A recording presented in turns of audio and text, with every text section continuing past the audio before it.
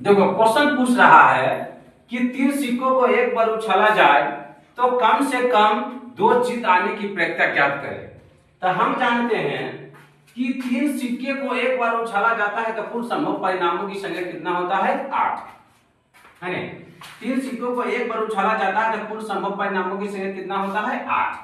तब क्वेश्चन पूछा जा रहा है कि कम से कम 2 जीत आने की प्रक्रिया ज्ञात करें, है ना। 2 जीत होना जरूरी है लेकिन उससे ज्यादा भी हो जाए उससे कोई दिक्कत नहीं है। तो 2 जीत कहाँ है, यहाँ फर्स्ट इस पर है ना। इस पे भी 2 जीत है, इस पे भी 2 जीत है, इस पे भी 2 जीत है, इसमें 3 है लेकिन बोला है कम से कम 2 होना जरूरी है लेकिन 2 से ज्यादा हो गया तो उससे कोई दिक्कत नहीं है, लेकिन कम से कम 2 होना नेसेसरी है ना। तो ई के अनुकूल परिणामों की संख्या कितना हो जाएगा 1 2 3 4। ई के अनुकूल परिणामों की संख्या कितना हो जाएगा 4।